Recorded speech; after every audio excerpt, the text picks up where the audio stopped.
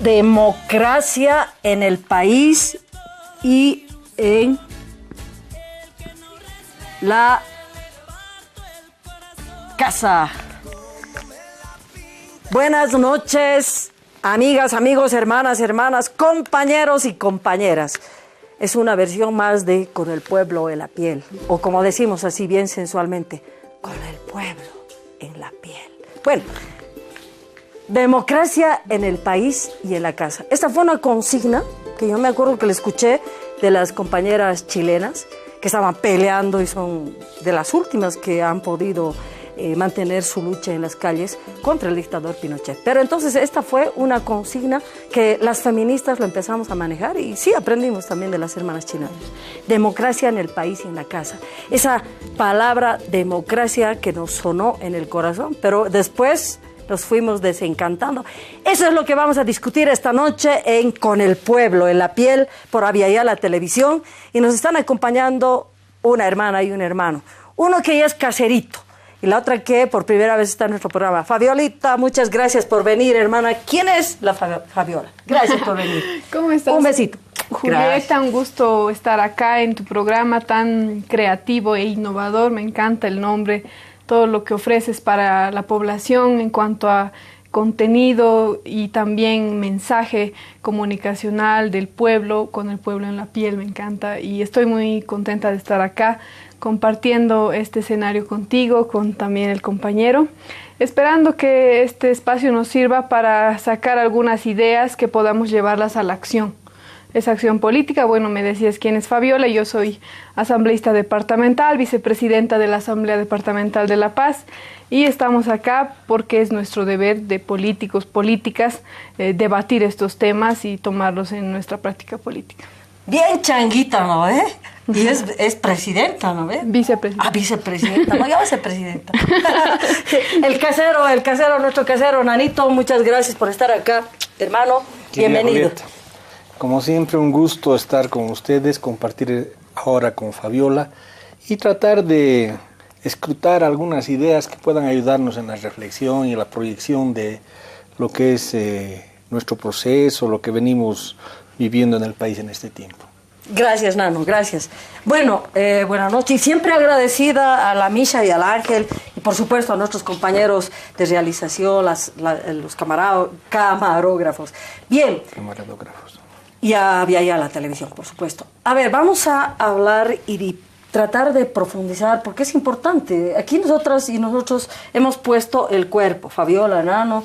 Hay diferencias de edades, pero seguimos poniendo el cuerpo, seguimos creyendo y amando a nuestro pueblo, y por eso se ha construido este proceso de cambio que ha nacido el pueblo, de la lucha, de las calles, de los sindicatos, de los movimientos sociales. La intención es ir profundizando respecto a esto de la democracia, porque de pronto ahora aparecen voces, dictadores, esto es una dictadura, no, y hay dictaduras, resulta que somos dictadores ahora nosotros. Entonces, sería valioso para nuestra reflexión, Fabiola, Nano, no sé quién quiere tomar primero la palabra. ¿Cuáles son los conceptos de democracia que están ustedes manejando? ¿Cómo lo sienten en su cuerpo, en su corazón? También seguro que han leído. A ver, ¿quién quiere iniciar? ¿Nano? Bueno,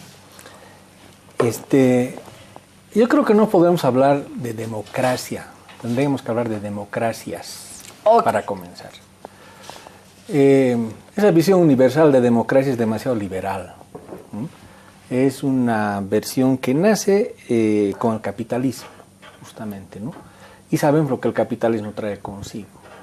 Entonces, en esa medida, cuando hablamos de construir democracia en nuestro país, tenemos que mirar las características, las condiciones internas y el tipo de democracia que sería más aplicable a nuestra realidad.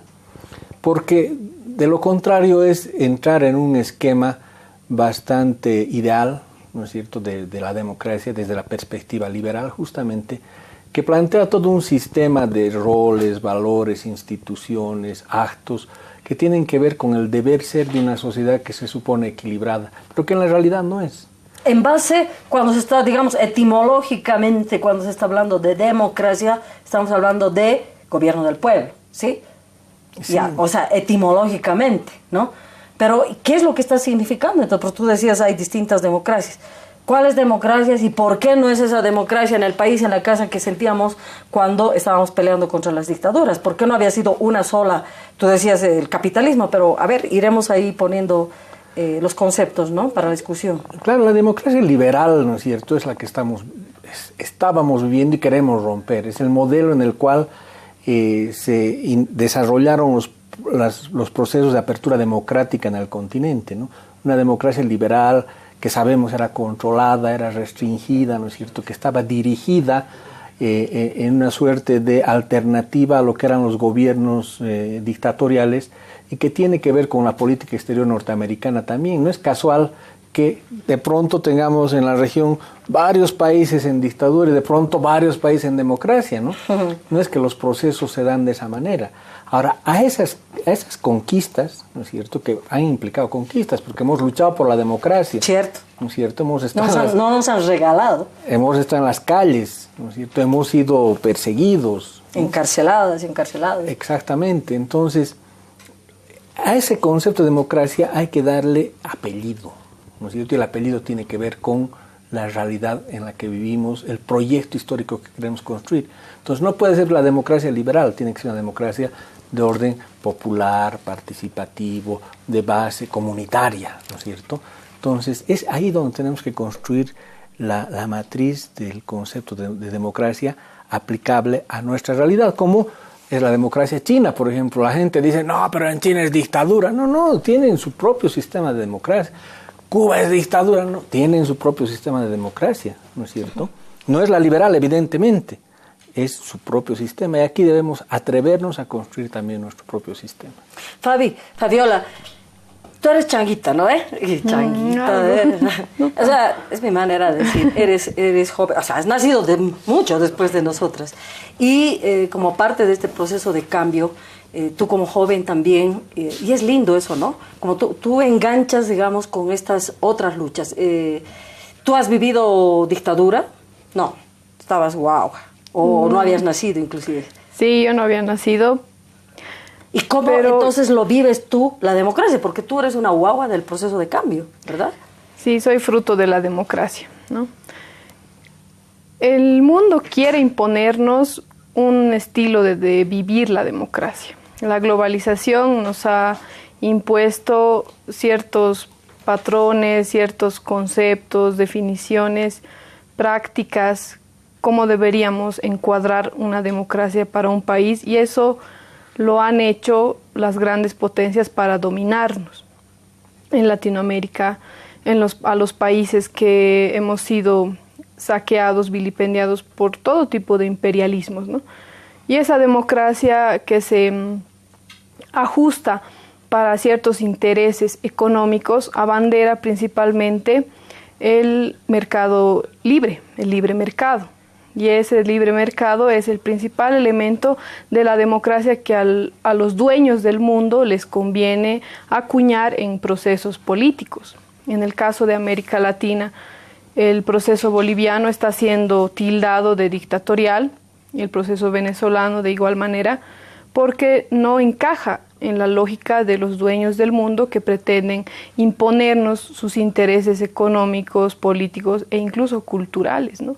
La democracia tiene mucho que ver con la cultura, y eso es lo que al pueblo le tiene que entrar, no solo como ir y depositar el voto o expresarte, sino también cómo construyes esa democracia participativa, representativa, que ya la tenemos garantizada a partir de la recuperación de la democracia, pero también y sobre todo la democracia del común, la comunitaria, que puede ser comunidades urbanas o comunidades rurales. Sí. Eso es lo que la práctica política, este proceso desde la Constitución Política del Estado ha ido desplazando como idea, pero nos falta en la práctica. ¿Cómo practicamos eso? El control social. En este momento, ¿cuántas organizaciones sociales hacen el control social a las alcaldías? ¿Cuántas están acreditadas para hacer el control social a las gobernaciones? Incluso al propio gobierno nacional.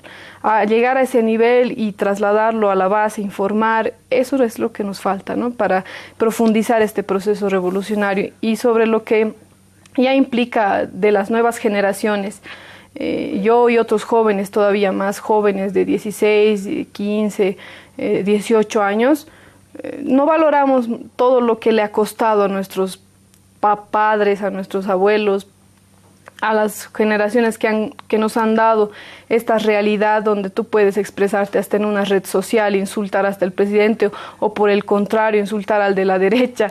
Esa es la libre expresión que se ha conseguido gracias a la lucha de tanta gente que se ha caracterizado por ser luchador o luchadora social y que le ha dado a este país una nueva perspectiva de desarrollo, una nueva perspectiva de esperanza, de futuro, ¿no? Y el futuro es este. Ya han pasado 35 años de democracia y este futuro es el que tenemos.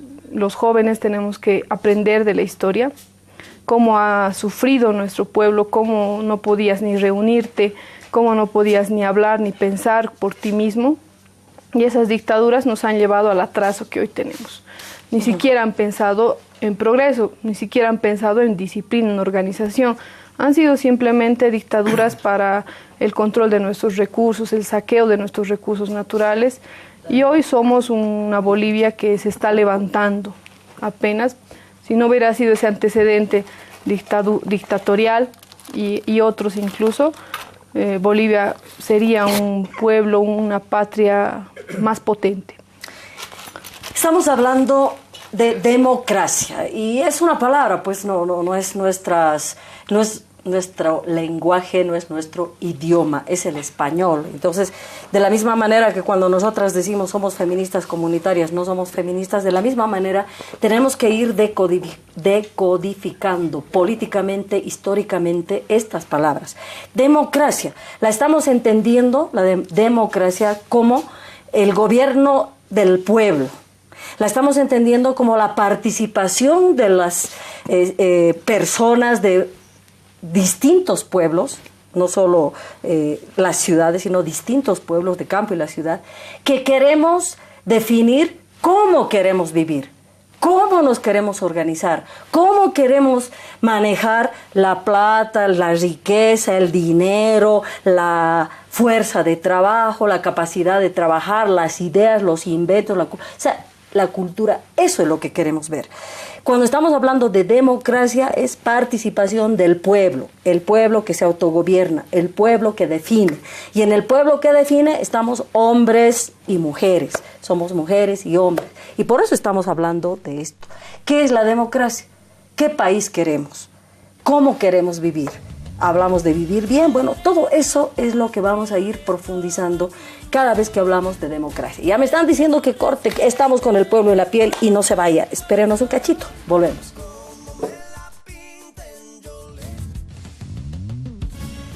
Estamos con el pueblo en la piel, con el pueblo en la piel. Hablando de sueños, hablando cómo queremos vivir, cómo nos queremos organizar. Y aquí nuestras hermanas, tanto Fernando Rodríguez como Fabiola Almanza. La Fabiola Almanza le están poniendo el cuerpo. Tú has estado también como autoridad, has estado participando también de lo que es el manejo del gobierno. Vos estás en la parte legislativa, también eres una autoridad electa, ¿verdad? Sí. Entonces, no es fácil, pues, hermana, ¿o no? ¿O es fácil, Fernando, pensar en todo el país? Lo que Evo Morales dice, sí, estamos construyendo un nuevo país, estamos construyendo el vivir bien, pero de pronto también hay que pensar en los burgueses, ¿verdad? Hay que pensar que también hay capitalistas aquí, hay empresarios aquí y que le están metiendo ahí también sus intereses, ¿no? Entonces, para ir eso, organizándonos en la discusión, la democracia, el pueblo también son ellos, o sea, los burgueses también son ellos, son parte del pueblo, no lo son, a ver ustedes qué opinan, y entonces, ¿cómo vamos concretando la voluntad del pueblo? ¿Cómo es, no? Ya Marx había hablado de la lucha de clases, la lucha de intereses, y en un proceso de cambio. Eso nos interesa ir discutiendo, eso nos interesa ir hablando con nuestros compañeros y nuestras compañeras. No es aquí, yo quiero, ya, ¿dónde está mi pega? Yo tengo tres compañeros que no tienen trabajo, que entren. O sea, a ver, sí, pero sí y no y sí. Entonces, ¿cómo lo vamos gestionando estando en el gobierno, estando en el legislativo, estando manejando las relaciones de poder cómo somos árbitros, bomberos, árbitros vendidos, también dicen, no, esto no sirve. Bueno, ¿cómo lo ven, hermanos? Ahora te dejo la primera ahora parte sí. a ti. Muy bien. Las clases sociales, Julieta, Fernando, siempre van a estar presentes, ¿no?, en todas las sociedades. Y lo que implica, digamos, un proceso de cambio que trata de articular distintas clases sociales, la clase popular, la clase media, la clase alta, que es donde se encuentran los burgueses, ¿no? Porque el burgués no solo es el que tiene lo económico como solvencia, sino también el que piensa como burgués, ¿no? Y de esos hay muchos, fuera y dentro del proceso de cambio, los hay.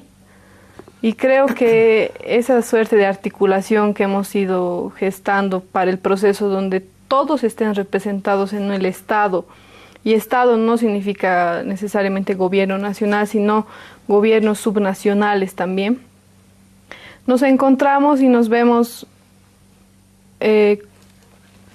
enfrentados, o por el otro lado, articulados y unificados en un proyecto político.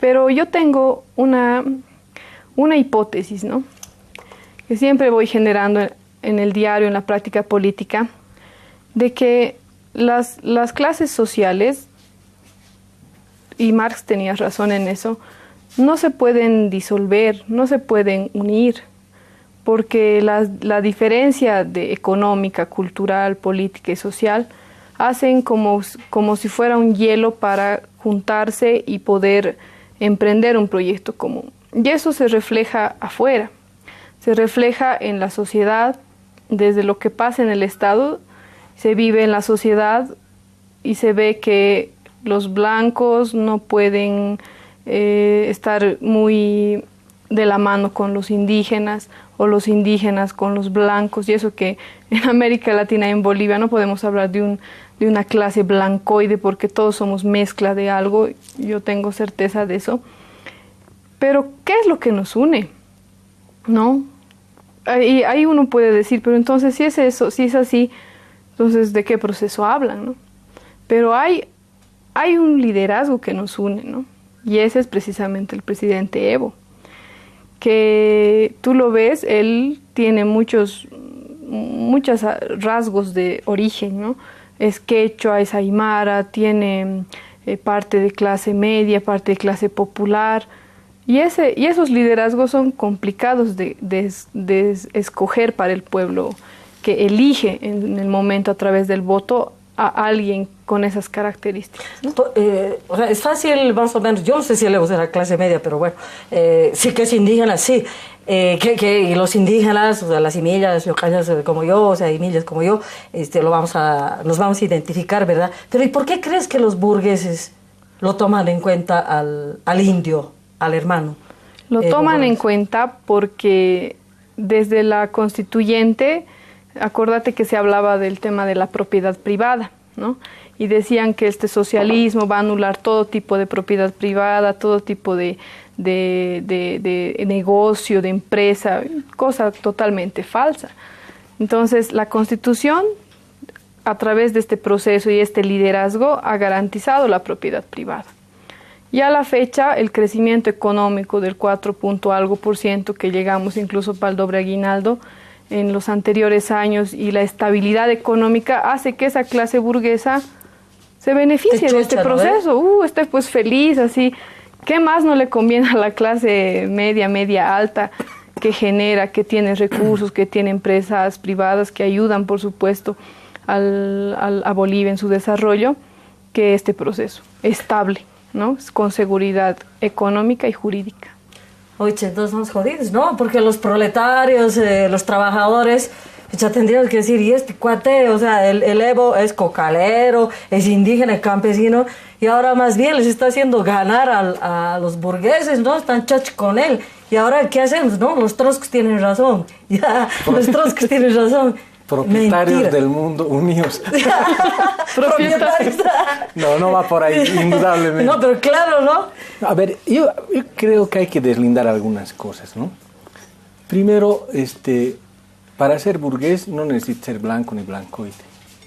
Yo creo que hay, y este proceso está mostrando, sectores dentro del propio, dentro de, digamos, los originarios, indígenas originarios, ¿no es cierto? Cooperativistas mineros. Que empiezan a tener un proyecto económico, político y cultural de orden burgués también. Se está develando eso.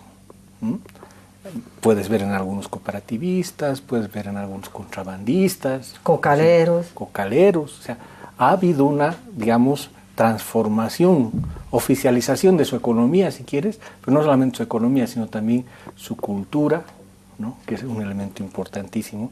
Sino mira los cholets en el alto, ¿no? Que son una expresión arquitectónica de la concepción de mundo que tienen y que por supuesto no dejan de admirarnos, ¿no es cierto?, en tanto arquitectura. Pero a mí lo que me preocupa es el proyecto, ¿no? El proyecto económico que se confronta con el proyecto que estamos construyendo, que queremos construir. Entonces, en esa perspectiva, el pensar que lo que tenemos que hacer es, a partir de la nueva Constitución, construir un país heterogéneo, ¿no es cierto?, en tanto clases sociales, es un poco complicado. En la medida en que la constituyente y la constitución que han producido son para un proceso de transición. Es decir, yo creo que el objetivo no es materializar el país que dice la Constitución, sino radicalizar a ese país que propone la Constitución en un determinado momento de acumulación, como fue la Asamblea originaria, pero que no quedó ahí. Ese no era el fin final, ¿no es cierto?, sino era parte de un proceso de transición hacia la construcción del socialismo comunitario, pues. Y si leemos bien la Constitución, ¿no es cierto?, nos está planteando la fórmula de un país donde conviven, subsisten diferentes formas, ¿no?, en lo económico, en lo jurídico, ¿no?, en lo político. Entonces, yo creo que más bien debemos, a partir de la experiencia que se han generado en estos años, generar las condiciones para profundizar el proceso y construir el socialismo comunitario. ¿Y por qué no lo estamos haciendo, Fernando? ¿Qué es lo que nos está trancando aquí? Que en vez de ganar fuerza y, por ejemplo, a estos que piensan como burgueses, pero no son los burgueses, si su bolsillo está agujero, resulta que en vez de engordar las filas de la burguesía, engorden y el proceso de cambio y estén firmes con una cultura de no individualista, del compartir, solidaria, socialista, en vez de engordar las filas, se han ido al otro lado. ¿De qué les está pasando? Es que creo que definitivamente lo que pasa es que proceso que no avanza es proceso que retrocede, definitivamente.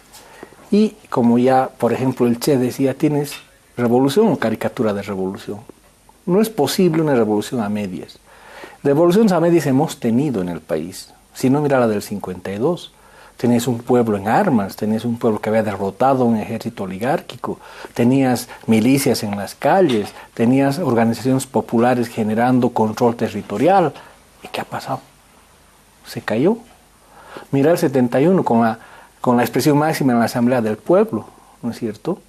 ¿Qué ha pasado? Se cayó. Mira la UDP. ¿Dónde está el origen para que esos procesos se caigan? Justamente en la ausencia de la decisión de radicalización en una perspectiva socialista. Y yo creo que sería terrible que este proceso que tanto ha costado termine siendo una nueva expresión del nacionalismo revolucionario. O sea, no puede ocurrir eso, no debe ocurrir eso, y yo creo que los movimientos sociales tienen claridad en esa perspectiva, y por eso, ¿no es cierto?, somos capaces, yo me siento parte de los movimientos sociales, somos capaces de plantearnos alternativas, inclusive dentro de la propia legalidad de la democracia liberal. Estamos hablando sobre democracia, el proceso de cambio, los instrumentos que tenemos para cumplir nuestros sueños, nuestros deseos de construir un vivir bien, como le hemos llamado, ¿no? Otros van a llamar el socialismo comunitario. Bueno, le vamos a ir dando diferentes aspectos, nombres y caras y fuerza, digamos, energética. Pero lo que sí estamos hablando es que hay algo que no queremos. Lo que no queremos es volver precisamente atrás. La propiedad, pero la propiedad privada y fortalecer la propiedad privada. ¿Por qué? No es para quitarle como decía, ¿no? Quitarle su casita, quitarle su televisor. No estamos hablando de eso. Estamos hablando en términos de propiedad privada de la legitimidad capitalista de robar el trabajo de la mayoría y que ese robar sea manejado, legitimado por leyes, que sea legitimado por gobiernos, y eso se llama, bueno, Marx lo llamaba la plusvalía, que es el trabajo no pagado, y es el mal pago del trabajo, es la precarización del trabajo, que significa desempleo, y por lo tanto las desempleadas van a irse a rogar por un puestito de trabajo a cualquier precio, joven, capitalista, ya pues, eso es el capitalismo. Esa es la propiedad privada, no tu casita, no tu pantalón, no tu calzoncillo, no tu chompita, no estamos hablando de eso, ni de tu televisor, ni de tu carrito. Estamos hablando de la propiedad privada como la legitimidad social, cultural, política de robar el trabajo ajeno y que no vivas de tu trabajo y luego lo ostentes y continúes depredando el trabajo por generaciones. De eso estamos hablando y volvemos en un cachito con el pueblo en la piel. Estamos con el pueblo en la piel, aquí para soñar, para sentir este proceso de cambio que es nuestro, es del pueblo, lo hemos parido en las calles. Gracias, el alto, siempre gracias. El alto de pie, nunca de rodillas. A ver, ¿cómo vamos disputando, Fernando, Fabiola, cómo vamos disputando ese vivir bien, esa construcción? ¿Cómo vamos superando la mediocridad, la comodidad de ya tenemos el gobierno, bien está? Entonces aquí nos quedamos, nos institucionalizamos, nos burocratizamos y nos quedamos aquí, bien está, yo cuido mi peguita, no, ya que no me vengan a molestar, ya está, ¿no? Que está sucediendo en las organizaciones sociales, que no estamos controlando, no estamos creando, no estamos movilizados, las mujeres ahí que... ¿Con qué nos estamos conformando? Conformistas, mediocres, flojos y flojas estamos siendo. Este es nuestro proceso de cambio, es un proceso revolucionario. ¿Qué nos está pasando? Y ahí nos estamos aburguesando, ¿no? Sin tener ni siquiera empleo, y nos estamos aburguesando. Y hablando así, ¿no? Este indio que no ha cambiado nada, sigue siendo colonialista, todo es una soncera, ¿no ven? Vamos creando ese tipo de pensamiento, nutriendo ese tipo de pensamiento. ¿Cómo vamos saliendo? ¿Cómo vamos aportando, hermanos? ¿Cómo vamos haciendo realidad la voluntad popular? El pueblo. ¿Quiénes somos el pueblo? ¿Cómo lo planteamos? Me toca empezar. La pelota está bien, está perfecto. A ver, yo creo que la profundización del proceso, porque de eso se trata, sí, ¿no es cierto?, implica el romper todas esas... telarañas que nos van jalando hacia atrás. Es decir, hemos parido un nuevo proceso, un nuevo país, que evidentemente pues, se ha transformado. O sea, a ver, viajen por tierra ahora y acuérdense cómo era viajar hace 20 años. ¿No ves? Por ejemplo, ese datito nomás. A ver, imagínense los campesinos teniendo un seguro contra las calamidades, ¿no es cierto? O sea, eso era imposible pensar. Imagínense proyectos de agua, ¿no es cierto?, en lugares que eran realmente reales. Energía eléctrica. Hablamos de comunicaciones. Tenemos el satélite, que mucha gente dice que no sirve para nada, pero es gente ignorante, que no sabe de qué se trata. ¿No? Aló, ¿cómo estás? Bien estoy. ¿Vos qué estás haciendo, no? Al ratito... De área rural a área rural. Así es, y todavía se podría utilizar ese satélite en 1000 perspectivas más si tuviéramos la claridad y la voluntad política para hacerlo. Todavía es tiempo, ese satélite está útil. Tenemos ese tipo de realidades que han transformado pues al país. El que diga, no, en Bolivia no ha cambiado nada, o es un ignorante o es un idiota, ¿no? Porque y un envidioso. No queda otra expresión, ¿no es cierto?, para calificar a alguien que no quiere mirar la realidad porque no le da la gana. No es porque no tiene ojos, no es porque no tiene información, sino simplemente porque acá no le entra la posibilidad del cambio. Cambio que se ha generado en un gobierno popular, ¿no? En un gobierno que viene dirigido, liderizado, orientado, empujado, jalado por un líder indígena. ¿Cómo le duele a esa burguesía, ¿no es cierto?, el que ese indígena está haciendo lo que sus padres, sus abuelos hubieran soñado hacer en algún momento, ¿no? Y que ellos tampoco fueron capaces de hacer. ¿Cuál fue la propuesta de Doria Medina para transformar el país? ¿La capitalización? ¿Cuál fue la propuesta de Tuto Quiroga para transformar el país? ¿Vender nuestro gas a empresas mexicano-norteamericanas? Y así como ellos, pensemos en Víctor Hugo, por ejemplo, ¿no? Una persona a quien yo respeté como mi docente, indudablemente. Víctor Hugo Cárdenas, ¿verdad? Víctor Hugo sí, Cárdenas. Yo también lo respetaba, pero mira dónde está. Pero ideológicamente no podemos compartir absolutamente nada, porque, es decir, él hoy se convierte en el buen interlocutor, ¿no es cierto?, de la colonia, de los colonizadores con la colonia. O sea, qué lástima que Víctor Hugo, que es una persona, que conocí una persona catarista, con una perspectiva indígena de liberación, termine jugando ese desgraciado papel, ¿no? Pero vamos más allá. Fijémonos quiénes son portavoces de todos ellos. Entonces, ahí vamos a encontrar que justamente esa suerte de desengaño frente a lo que no pudieron hacer y que se está haciendo mal, bien, con errores, con problemas, con limitaciones, pero se está haciendo. Lo evidente es que el país se está transformando. Ahora, ¿qué hay que transformar más? ¿Cómo? Justamente yo creo que debemos ahí profundizar un elemento central, que es la crítica y la autocrítica. Crítica y la autocrítica. ¿Están escuchando? ¿Estamos escuchando? Criticarnos a nosotros en el proceso, porque no se trata de decir ellos están haciendo y nosotros no. Somos parte del mismo proceso. Por tanto, decisiones mal tomadas son nuestra responsabilidad también, ¿ve? Crítica en el sentido de decir nos hemos equivocado en esto, nos hemos equivocado en esto, nos hemos equivocado en este otro. Autocrítica, es decir, cuál ha sido mi rol en esa equivocación, cómo he contribuido a que eso ocurra, qué he hecho para que no haya debate, discusión ideológica para que eso no ocurra. Y a partir de eso, rectificaciones. No hay revolución que no rectifique sus procesos. Nos toca, creo, sentarnos un momento a rectificar procesos. Y recuperar, ¿no es cierto?, para que aquellas personas que se han ido del proceso, volverlas a enamorar. ¿En qué sentido? Por ejemplo, el vivir bien implica alimentarse bien. ¿No ve? Entonces, ¿cuáles están siendo nuestras políticas en torno a la producción alimentaria, a la seguridad alimentaria? ¿Y de salud? ¿Qué está pasando con la salud? No pasa nada, hermano.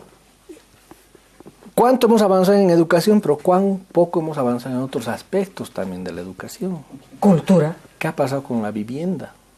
¿No? Que son elementos que hacen al vivir bien de la población, que hacen al ejercicio de sus derechos económicos, sociales y culturales, ¿no es cierto? Porque los derechos humanos no solamente son los derechos civiles y políticos, ¿no? El derecho a decir lo que me da la gana, a organizarme cuando quiero, a marchar cuando me parece pertinente. No, está bien, eso es parte de los derechos, pero también estos otros derechos son importantes en los que avancemos.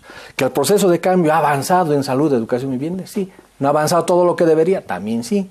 Entonces ahí viene, ¿no es cierto?, la crítica, la autocrítica y la necesidad de rectificación para ir transformando esa realidad y que volvamos pues a ser ese potente bloque social revolucionario que éramos hace algún tiempo. Y que no hemos dejado de ser. Gracias. Que no hemos dejado de ser, ¿no? Fabiola, las mujeres en este proceso de cambio. Yo creo que... ¿Cómo lo analizas? ¿Cómo lo retomamos? Porque nosotras tenemos una consigna, que lindo que tú también la has escuchado, ¿no? Las mujeres somos la mitad de cada pueblo. Somos la mitad de este proceso de cambio, somos la mitad de la revolución. No somos un tema, un sectorcito entre tantos sectores, somos la mitad. ¿Qué pasa con nosotras, hermano? Bueno, las mujeres somos las que parimos al mundo, ¿no? A las poblaciones de diversos lugares de los continentes. Y no nos damos el valor para conducir un país hacia una transformación revolucionaria, y ese es el reto de las mujeres. Ahora es Evo, pero mañana tiene que haber una Eva que dé continuidad, llámelo sé lo que se llame, pero tiene que haber esa capacidad nuestra de articularnos, de unificarnos, de reconocer este proceso como ese baluarte que está pujando esa necesidad de las mujeres para unirnos y también solidarizarnos entre nosotras. No todos los aspectos que el neoliberalismo nos ha heredado, ese tipo de democracia encajonada en sus intereses, nos ha heredado también el individualismo, el machismo, el patriarcalismo. Y a eso es lo que tenemos que apuntar. Este debate me parece que ha apuntado a un hilo conductor que es lo común, lo colectivo, lo comunitario. Ese es el desafío de las mujeres, de la democracia, de hombres y mujeres, porque no estamos llegando a ese nivel. Hemos hablado de una democracia, pero que se limita al voto, una que otra protesta en la red social. Hemos hablado de una democracia que está favoreciendo aparentemente más a la clase burguesa. ¿Por qué no estamos hilando ahí, fino en lo colectivo, en lo común, en las bases del pueblo organizado, del pueblo que puede hacer empresa comunitaria? ¿Cuántas empresas comunitarias tenemos en Bolivia? Parece que ninguna está dando sus frutos. ¿Cuántas de esas aportan al PIB? ¿Cuántas de esas generan empleo? ¿No? Ese es el desafío al que no estamos pudiendo llegar y traspasar esta ruptura epistemológica, esta ruptura del modelo civilizatorio por el cual somos esclavos, ¿no? Nos estamos conformando con un proceso que ha alcanzado la distribución de los recursos, los derechos, los proyectos que mencionaba Fernando, que están llegando, es cierto, pero ¿en qué momento la comunidad va a ser empresa comunitaria o la comunidad va a generar ese plus, ese PIB en el valor de lo que producen bienes y servicios Bolivia, que es desarrollo para vivir bien, ¿no? Ese es el gran desafío que puedo encontrar en este debate, y ahí pues las mujeres, los jóvenes, tenemos el rol de insistir y proyectar a que los anhelos que nos hemos planteado desde que este proceso ha iniciado a la fecha, que son 11 años de revolución, puedan materializarse en que las organizaciones, que nuestras comunidades, nosotros que estamos en la Asamblea Departamental, vamos a los lugares y falta mucho que trabajar. Hay proyectos, pero nos falta todavía materializar lo que hemos pensado, que los recursos reditúen en proyectos grandes, en todos los rubros, artesanos, productivos. Lactus Bol es un gran ejemplo y se está avanzando, Julieta. Ahí se está avanzando, cierto, y ahí cuándo vamos a criticar, cuándo vamos a autocriticarnos nuestro individualismo, ese individualismo que es la base íntima de la propiedad privada, ¿no? Sí. El egocentrismo, el individualismo. Eso no lo estamos criticando, ni lo hemos tocado. Y, por otro lado, ¿no? ¿Cuántas mujeres de verdad estamos decidiendo en el proceso de cambio? Así, de verdadcita, porque no hay que mentir. Una cosa es participar, ¿no? Estamos ahí, ya clarito, inclusive podemos ser más del 50%, ¿verdad? Pero ¿cuántas mujeres estamos decidiendo? Y no lo decimos por la forma así bien de florero, ¿no? Ahí ya tenemos que estar. Claro. No. Si no están los dos ojos, el ojo de nuestros hermanos, su mirada, su cuerpo existencial, su cuerpo político, y nuestro ojo, nosotras las mujeres, con nuestro cuerpo existencial, nuestros sueños, ahí, los dos presentes, no va a ir adelante este proceso de cambio. Siempre va a estar huisto, siempre va a estar, no, huisto este lado no, siempre huisto, ¿no? Siempre metiendo la pata desde la mirada solamente o mayoritariamente machista de nuestros hermanos y compañeros, aunque ellos no lo quieran, pero eso va sucediendo. Y ahí está el deber, hay que hacernos la autocrítica a las organizaciones de mujeres, cuánto estamos coordinando entre nosotras y cuánto estamos pudiendo soñar y proponer. Estamos con el pueblo en la piel, Y ahí vamos discutiendo, profundizando para alimentar este proceso de cambio. No abandone pues esta discusión, nos falta la última parte y ahí vamos a hablar sobre el caudillismo. Espérenos.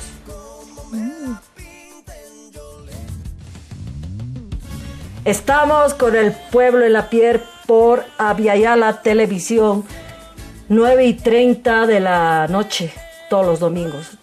Tenemos el Facebook para que nos escriba, con el pueblo en la piel 1. Escríbanos, denos sus comentarios.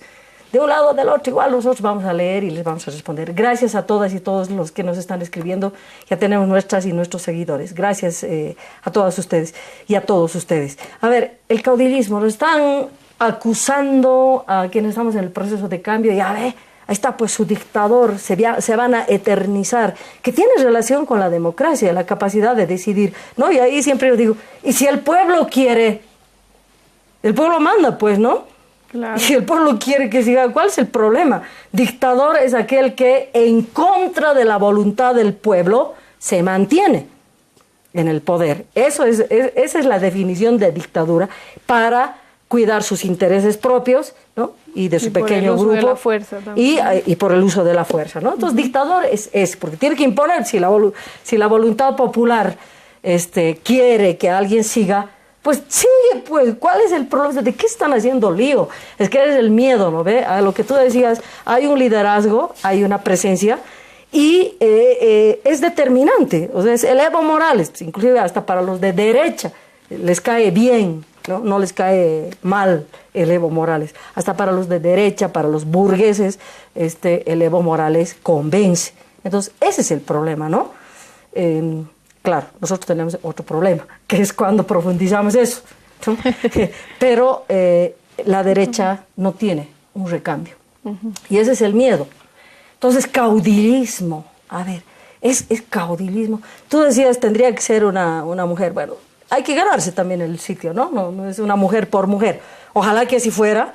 Las organizaciones sociales de mujeres deberíamos estar propiciando a nuestras hermanas, compañeras, para que ellas hagan, no, tú misma, y, bueno, varias compañeras ahí, nosotros empujando, pusañando de abajo, pero no lo estamos haciendo.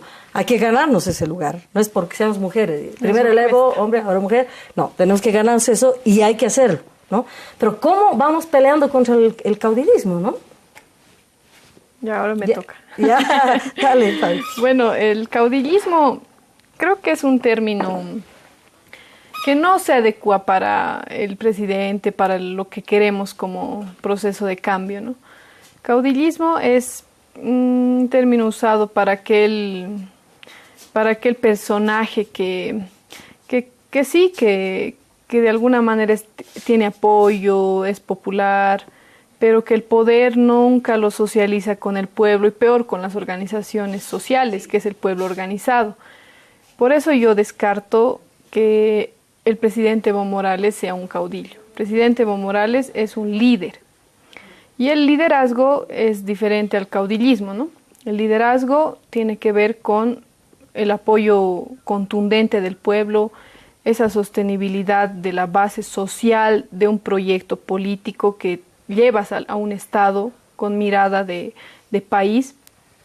Y eso es lo que sostiene al presidente, porque él no solo es uno que está sentado en su palacio rodeado de sus ministros, sino que está en constante comunicación, diálogo con la población, por un lado, en general, y por el otro, con las organizaciones sociales, que es el pueblo organizado, quienes van dando sus demandas, direccionando por dónde está el proceso, mal o bien, pero se está encaminando ese proceso de cambio con las organizaciones sociales, que son nuestra base del proceso de cambio.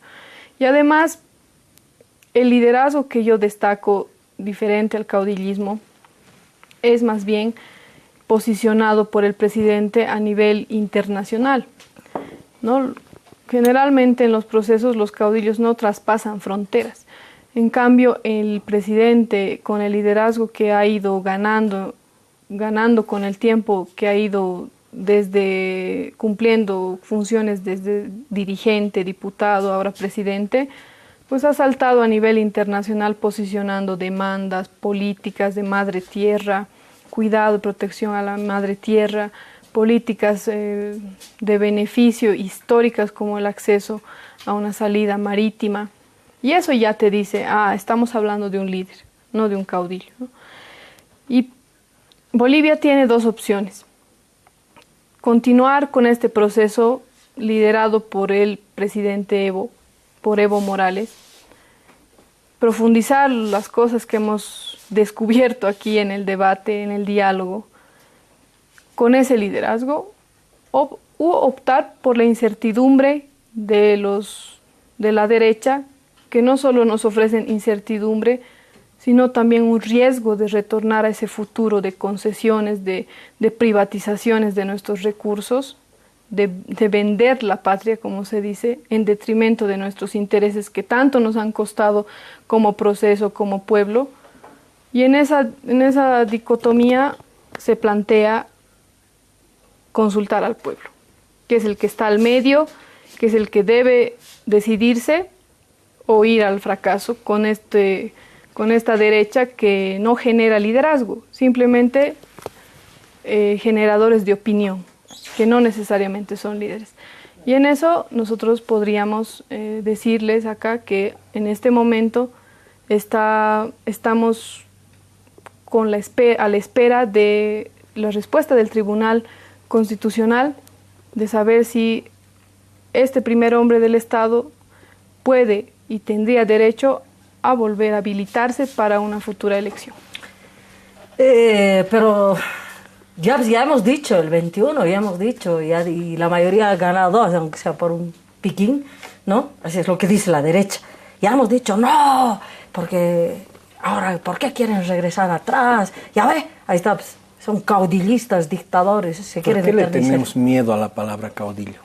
No, a ver, o sea, ¿cuál es tu concepción de caudillo? Porque los caudillos son resultado de la incapacidad de las clases dominantes de generar un Estado y procesos, digamos, de institucionalización, de organización, entre comillas, modernos. El caudillismo es resultado de eso, o sea, de la incapacidad de las clases dominantes. ¿Y cuáles son las características? Que ponen a un país, como ocurrió en Bolivia, éramos un país en crisis, éramos un país al borde de enfrentarnos los unos con los otros, aunque sea cocachos. Éramos un país que no tenía capacidad para generar sus propios ingresos porque estábamos regalados, ni siquiera vendidos, regalados a la gran empresa transnacional. En esas condiciones, pues, cuando hay una crisis política tan grande, cuando tienes a representantes políticos que se hacen gobierno con un 18%, con un 21%, cuando tienes prácticas políticas que implican el pasanáculo, ¿no ve? Para poder gobernar. Hoy día yo voy primero, mañana vos segundo, etcétera, ¿no es cierto? Cuando tienes eso, es lógico que surjan líderes con las características de Evo, que asumen, pues, en el viejo concepto, la imagen del caudillo. Pero el caudillo es diferente, hermano. El caudillo, lo que sostiene a un caudillo es el carácter de omnipotencia, o sea, que se pone, lo que decías tú, que se pone por sobre, comillas, las masas, ¿verdad? Es un liderazgo carismático, sin duda alguna. El carisma es otra cosa. El caudillo es aquel, por lo menos en el concepto que yo lo estoy manejando. Ajá. El caudillo es aquel que lo pone el propio pueblo, no sé. Por supuesto. Lo que tú estás diciendo, lo pone por el resultado, y el pueblo mismo lo pone por sobre una lo pone por sobre el pueblo en una omnipotencia y en un poder que no delegado. En el discurso de los otros. No estoy cayendo, hermano, estoy definiendo eso, lo pone ahí arriba. El Evo para nada es eso. Ahora, otra cosa además es que cuando la fuerza el caudillo todo se muere, así es. Claro. Es que ahí viene la segunda parte. Pero es que hay una cosa, hermano. Al caudillo después lo matan, pues, el propio pueblo, ¿no? Es que ahí lo viene la segunda parte. Y eso es lo que quieren también. Ahí viene la segunda parte. Eso es lo que piensan. Eso es lo que quisieran. Claro. Entonces, ese tipo de liderazgo, ¿no es cierto?, que ha generado Evo, no es nada que ver con ese concepto de caudillismo. Es un carisma, estoy una fuerza. Hablando del concepto de la derecha, ¿no es cierto?, que tiene de caudillo. Yo no le tengo miedo a ese concepto si lo miramos desde nuestra perspectiva, porque ese caudillo fue capaz de producir un proceso como el que tenemos, pero que no puede quedarse en eso, tiene que transformarse en organización, tiene que transformarse en la posibilidad de que el pueblo, ¿no es cierto?, alcance más altos niveles de participación, de representación. Pero por eso mismo, Fernando, no nos interesa su partido. Es que no nos interesa ahorita más fuertemente qué dice la burguesía sobre esto, sino a mí me interesa que nuestro pueblo, nuestras organizaciones sociales piensen que el Evo es el Dios, es el Papá Noel, es el Chapulín Colorado.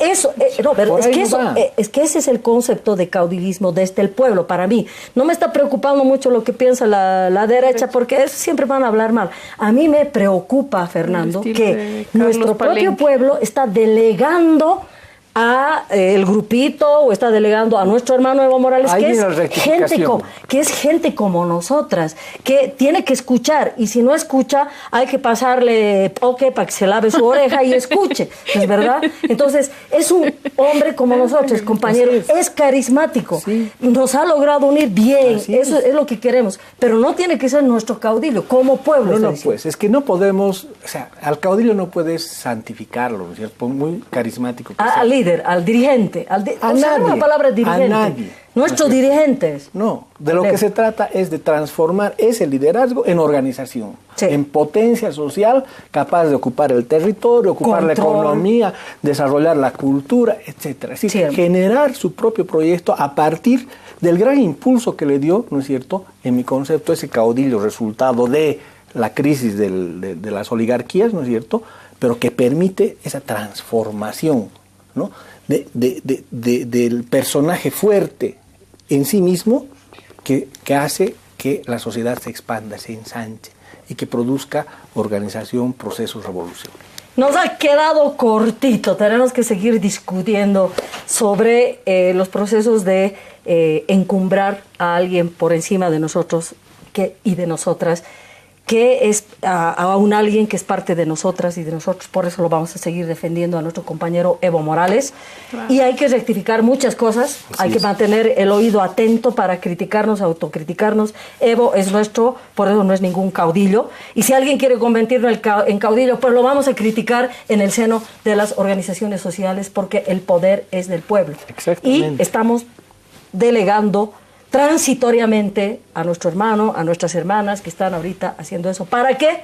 Para que nos ayuden a transitar a esa sociedad, a esa patria del vivir bien que soñamos. La humanidad y en relación a la naturaleza. Les esperamos el próximo domingo con otro tema lindo, interesante, para profundizar este proceso de cambio. ¡Chao! Con el pueblo en la piel.